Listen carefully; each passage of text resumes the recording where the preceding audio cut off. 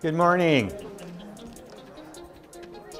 I'm Don Lum, and I'm going to be presenting the interactive discussion on the initial management of critical airway and breathing emergencies. And it's very appropriate that we start off with our critical and life threats, a more detailed look at the A and B of your A, B, C, D, E algorithm. A being airway and B being breathing. We'll be covering a lot of the topics in this talk in much more depth during our skill stations later this morning and early this afternoon. The thing I want to remind you about is to take out your yellow cards. Which are your RSI cards, as well as just prompt reminders on your airway management, and they're going to be your PAL.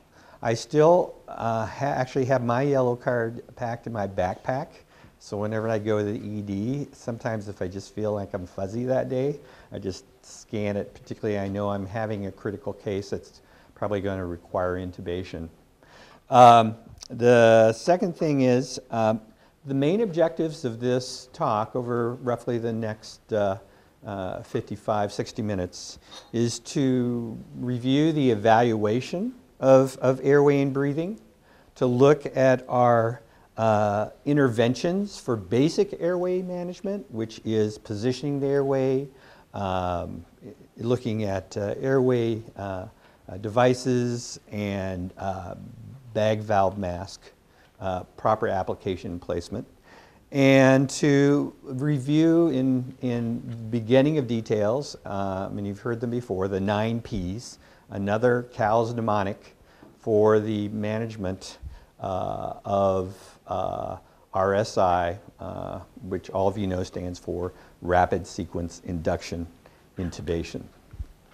Now, first part of this talk is sort of looking at airway management and sort of zooming you through a few case scenarios to start thinking. We will revisit those cases at the end of this talk to sort of think more about the active management.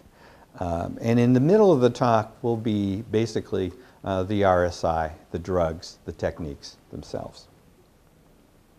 So here's first case. Now, these slides actually have a little bit near and dear to my heart, particularly for any of those of you in the audience who are from Northfield, because you will recognize it's sort of like Back to the Future. A number of our staff, nurses and physicians, hail from an earlier time, which shows you how long CALS has been around, since the early 90s. So you may well recognize a few of these faces. So, our first case we think about is a small child, trauma situation, C-spine immobilized, who has altered level of consciousness. He's going to be a candidate for intubation. Second case is a similar aged child who has a history of asthma, who is getting tired out despite multiple nebulizer treatments, and having declining O2 saturations. And if you had a TCO2 monitor, you might also see the potentially initial depression of the CO2 and then starting to, ironically or not so ironically, gradually increase their CO2 as they're tiring out. Third case is a middle-aged gentleman. Clearly here, he has a very large BMI, and without too much serious look, obviously has a short neck and probably a big tongue, and he is in shock and respiratory failure, and he can't lie down to keep breathing. So how are you going to deal with this gentleman? And he clearly is going to need a more advanced airway. So airway assessment, again, if you think about it, you're really looking at these three issues on top. And if you think about it, open and airway protected, that's really your A. And the B is the breathing, which is the adequacy of your oxygenation and ventilation. And then that fourth statement was the expected clinical course. If you are seriously concerned that a particular patient, in terms of their respiratory status, in terms of airway and breathing, are going to go downhill, then that's the time to think about advanced airways management sooner rather than later. Indications for intubation. What are some indications for intubation? Marty? Decreasing level of consciousness with respiratory distress. Sure. Okay. Other indications, Jennifer? Inability to protect airway. Great. Jeff? Injury to the face, some kind of, that they might swell or burn, something that would cause trouble to the airway. Very good. So, if you look at these, failure to maintain and protect airway are A, B, failure to oxygenate and ventilate, and C, very important, the fact that you're going through the basic airway management, which we're going to discuss shortly, and or some other adjunctive assistive technology like BiPAP or CPAP, and they've failed that. Those are clearly no-brainer kinds of indications. Fourthly and fifthly are a little bit more gray in terms of facilitating therapy or diagnosis, such as like prior to going into a CT scanner and away from the department. And finally, which is our judgment call we talked about earlier, what is the expected clinical course? Is it likely to worsen?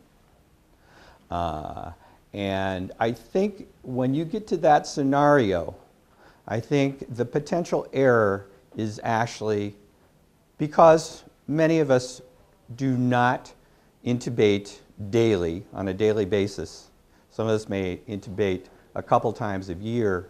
You tend to want to be conservative.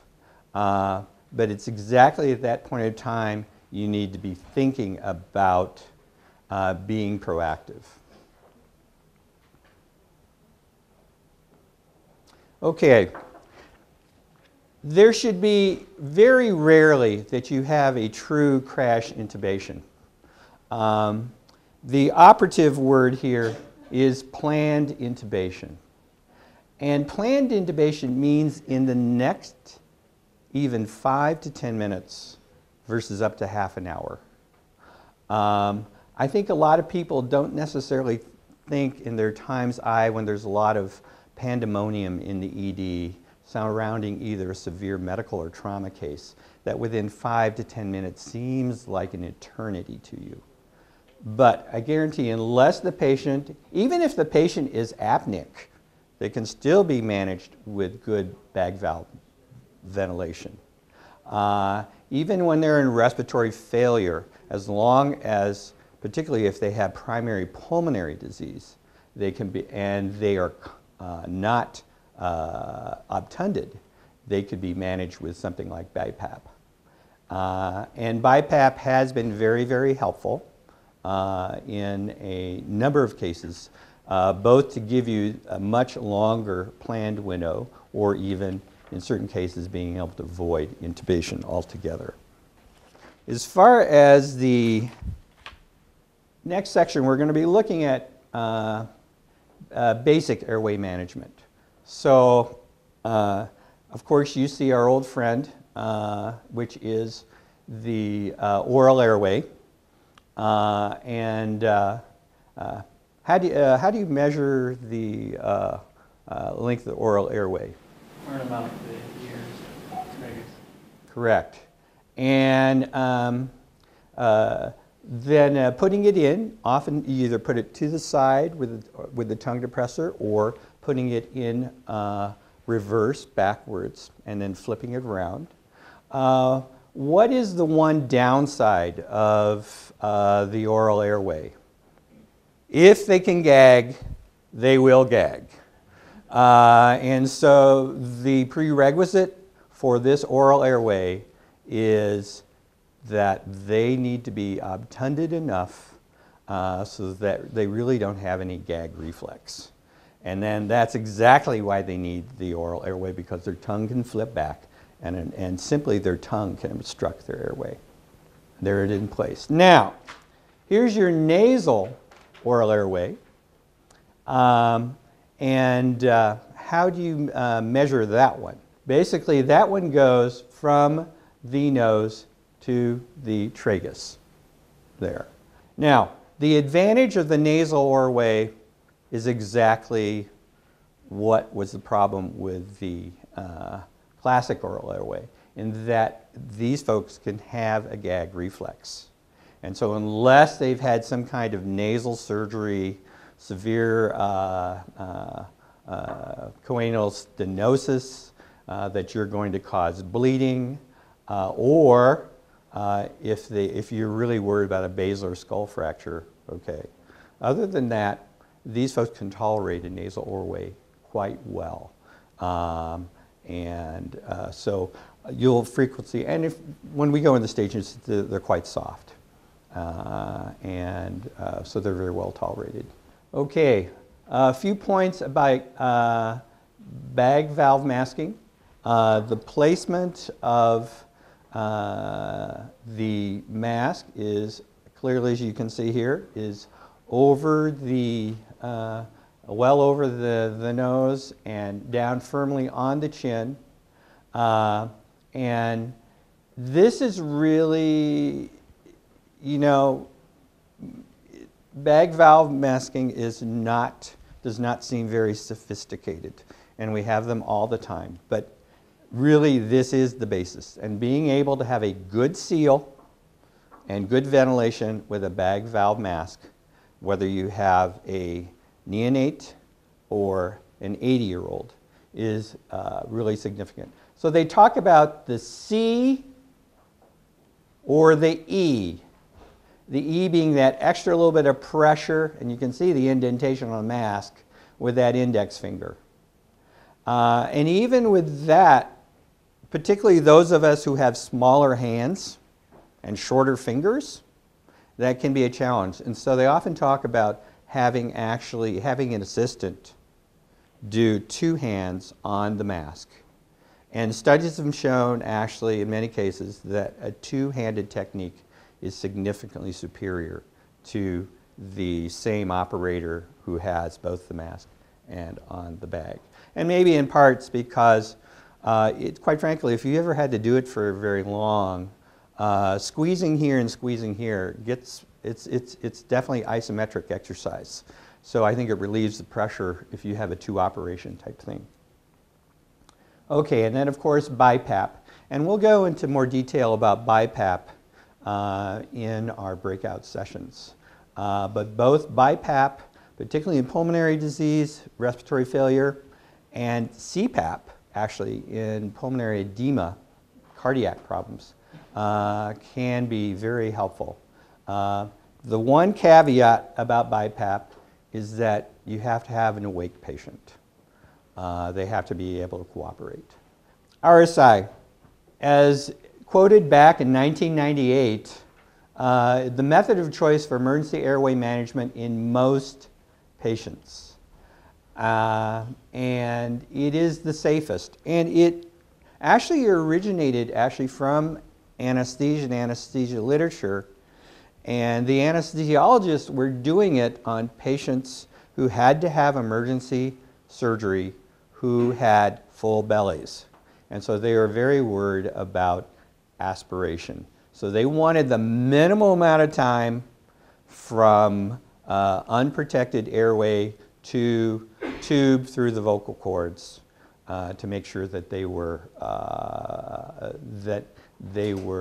had that protected airway. So this was their method of choice, and it translated over to emergency medicine care.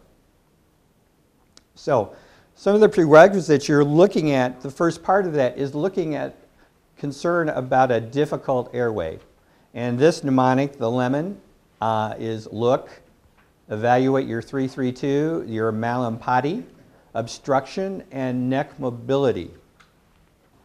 What are some examples, just looking up from here, that you can imagine in terms of difficult airways?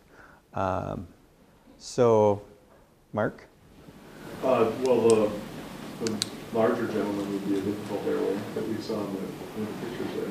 Right, right. Definitely that M and the E. Big tongue, short neck.